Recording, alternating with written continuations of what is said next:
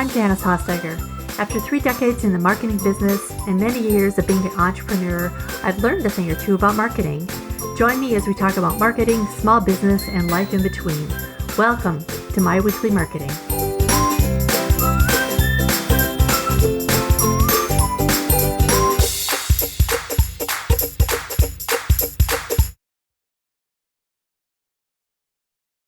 Hey, and welcome back to My Weekly Marketing. Here's a scenario that you've maybe encountered if you've been in business for a while.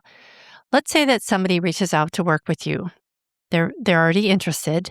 In fact, they're really interested. They ask about your offer and they show up for a call and they say, "This is exactly what I've been looking for." And then nothing. The DM goes quiet, the email never gets returned, and they just vanish. If you haven't had this happen, count yourself lucky, because I can almost guarantee you that you probably will at some point. And honestly, it kind of stinks. And if you're anything like me, your brain goes straight to the worst place. What did I do? Was it my price? Did I say something weird? Should I follow up again, or does that sound desperate? And having been on the receiving end of it, I also am making a policy never to do this to anyone else, especially if they've taken time to talk with me. But today I want to tell you what is likely going on when interested people go quiet, because it's almost never what you think. And it's easy to slip into mind games and start assuming the wrong reason and blame yourself. And that does not help our business one iota. Once you see these things, you'll stop taking it personally and you'll know exactly what to do instead. But before I dig into the meat of the episode, the first thing I want you to know is this. When somebody shows interest, it's easy for our minds to mentally slip into the sale, especially if they're really interested. It feels like the sale is in the bag, but it isn't. So a lot of people mistake curiosity for buying intent. I know that sounds obvious when I say it out loud, but emotionally, we don't always treat it that way. When someone leans in and when they're excited, when they're asking questions, our brain kind of files it under almost a yes, but it's not. It was just interest. Someone hopped on a Zoom call or even two or talked to you at length. None of those mean that they're ready to buy. So when they go quiet, they did not reject you. The silence isn't a no because it was never a yes to begin with. You can't be rejected from a decision that was never made. So now let's talk about what's really going on, because there are 3 reasons people stall. There are more than that probably, but that's what we're going to talk about today. And the good news is that every one of them is something that you can actually do something about. Okay, reason number 1, people rarely decide not to buy. They just fail to make a decision. Oftentimes, they don't sit down and go, "Nope, not for me." They just kind of get stuck in the process. Something was missing. And your job is not to push them into a sale. It's to hand them what they need to know so they can move forward. It might be that they don't have the information they need. They maybe have a question that you haven't answered. Every unanswered question is a little bit of friction, and friction over time becomes silence. They're not going to chase you down for the answer. They just quietly drift. And here's why this one's easy to miss. The questions that stop people are almost never about your offer. They're more about them. They're saying to themselves, "Will this work for someone in my exact situation? Am I too far behind for this to help? Is this going to eat up my time that I don't have? Or what if I'm the one person it doesn't work for?" And they'll probably never type those out or ask you, because that feels really vulnerable. So they just go quiet and you never even know a question was sitting there. And here's the sneaky part. It's often not the question that they asked out loud. It's one that's underneath. They might ask, "How long will it take to get through the course?" But what they're really asking, it could be that they want to know if it's worth their money. If it's a big enough course, they feel like they've spent their money wisely, thinking that a longer, more comprehensive course would be worth more. Or they could be gauging if it's going to eat up too much of their time to take it. So what do you give them? The answer to the question they didn't ask. Get ahead of it and spell it out on your sales page and in your emails and in the conversation that you could have from them. You could say something like, "This course has 5 modules, but what's important is the results. Many of my students finish it in 2 weeks, but you have lifetime access to complete it at your own pace." That way you're removing uncertainty, you're focusing them on the results instead of all the pieces to the offer. The second reason why they fail to make a decision is overwhelm. Making a decision is hard. It's work. They're thinking about what happens next, how it works, what they're committed to already, whether they have time to do it. And if saying yes means that they have to figure out a bunch of stuff, go through a lot of modules, schedule a bunch of calls, fill out homework, then that's a heavy lift. So they set it down to deal with later, but later really never comes. This is a mistake I made in my first course many years ago. I wanted to make sure my students walked away with a lot so they felt like it was worth the price they paid. And then I also added a bonus stack, all the freebies, which added more to their to-do list.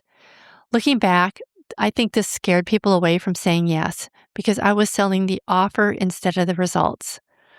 So if the customer isn't all in, waiting to make the decision is the easiest option for them. So what do you give them? You make the decision light. A heavy version sounds like this. Let me know if you want to move forward and we can figure it out. Just give me a call. So doing that sounds like a lot. Now they have to make the decision, schedule a call, and figure out what the details are, right? So they don't even move forward. The light version sounds like this.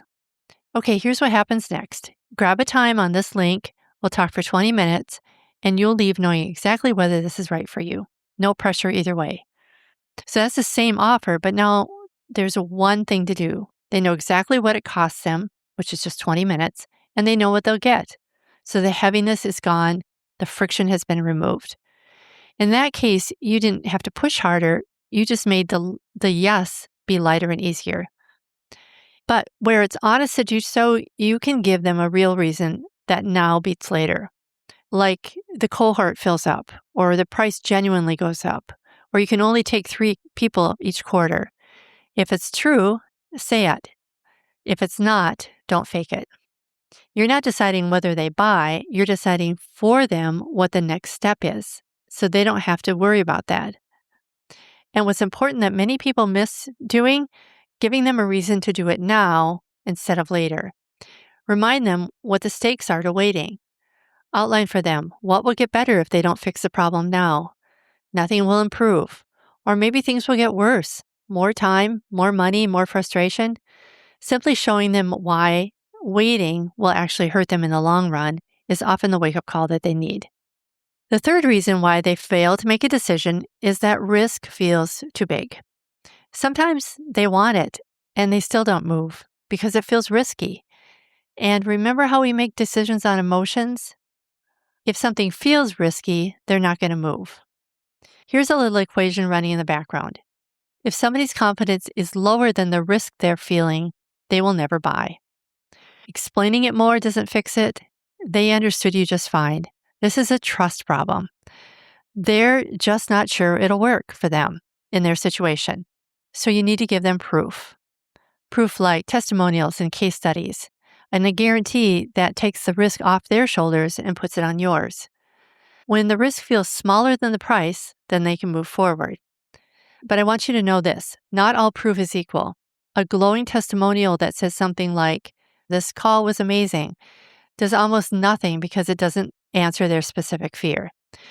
So when you're gathering testimonials from happy clients, look for ones that focus on why they almost didn't buy or had a hesitation that mirrors a common problem for your ideal customer.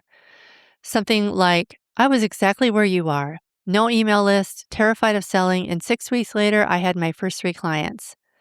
That one works because it lets your nervous prospect see herself in it. Same situation, same fear, but a happy outcome. And you might be kind of scared of guarantees. I get that. But a guarantee isn't you being overly generous.